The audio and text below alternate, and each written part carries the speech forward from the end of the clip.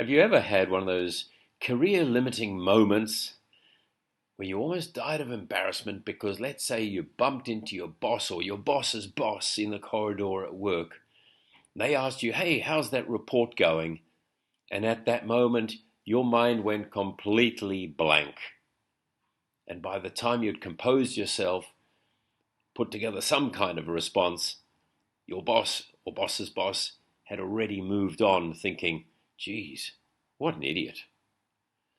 Well, the thing is, 95% of the interactions that we have at work are unstructured moments.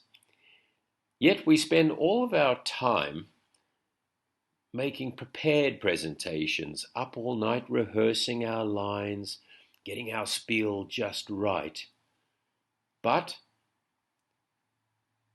how do we actually prepare for the unstructured moments?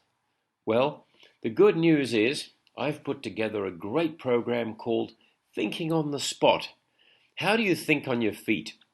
How do you react when you do have those sort of encounters, either with a boss, with a colleague, with a client, where all of a sudden, boom, you're on the spot and you've got to be confident, you've got to be compelling, you've got to be clear. It turns out that the secret to unstructured situations is actually, ironically, structure. So if you're familiar with something like improv comedy, maybe some improvisational stuff on TV, like there's a great show called Whose Line Is It Anyway?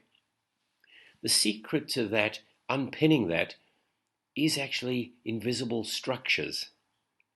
So if you've got those in your head, you can just pin your thoughts to those coat hangers on the run, on the fly, in real time, and come across convincing, confident, compelling.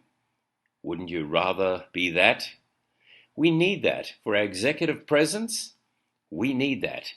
So why not head to hotheads-innovation.com, get in touch with us, reach out, and let's talk about thinking on the spot before you find yourself on the spot.